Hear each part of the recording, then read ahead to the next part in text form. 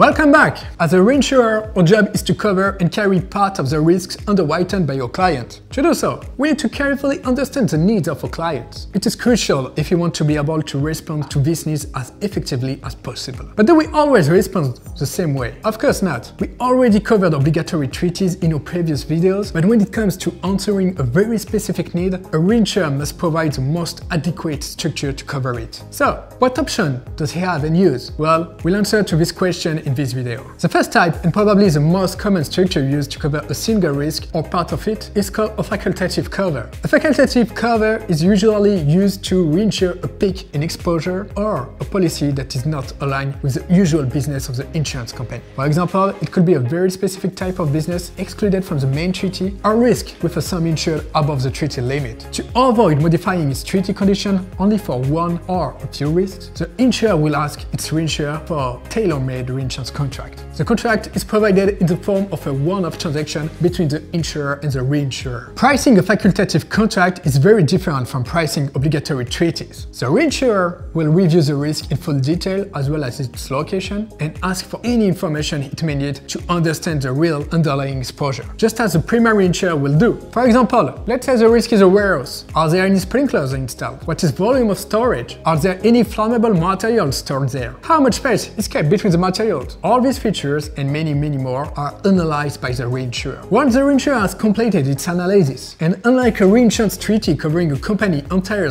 book of business, the reinsurer can either agree to or decline the coverage of this very specific risk. And that's why it is called a facultative. For the insurer, one benefit of a facultative contract is that it enables it to meet the specific needs of its client, especially when there is a tender offer on the market with a small part of the exposure outside guidelines. In this case, a facultative contract will allow the insurer to acquire a tender and protect its equity and solvency at a fair price. On the other hand, a facultative contract is a type of reinsurance that is very time-consuming for both parties, as a contract must be managed for each risk and then be submitted on a standalone basis to the reinsurance market. So, is there any solution in between the traditional obligatory treaty and the facultative? Yes, there is! This solution is a FACOB, or open cover. A FACOB, also called open cover, is a specific type of reinsurance treaty. In an open cover treaty, the reinsurer is not covering the overall underlying book of the insurer, as we do into an obligatory treaty, but it is committing itself to provide capacity and accept the cession of a category of risks into the program, at solely the insurer's discretion. It means that the insurer has the option to cede, or not, its policies to this program, and the reinsurer does not have the option to refuse them. So, there is a facultative cession for the reinsurer and obligatory acceptance for the reinsurer. I guess you understand why it is called FACOB a bit better now, right? Lastly, two other types of response are available on the market: facilities and line slip. Both have a common feature: the binding authority is delegated to a broker, a syndicate, or a leading reinsurer. We are calling them binders. A facility is usually supported by several reinsurers, providing large capacity based on a pre-agreed contract wording and condition. Then the syndicate managing the facility uses this capacity to offer protection to its client. The participating reinsurers receive premium and pay the losses in proportion to their participation into the facility. Facilities are designed and used to mitigate systemic exposure and very complex risks that require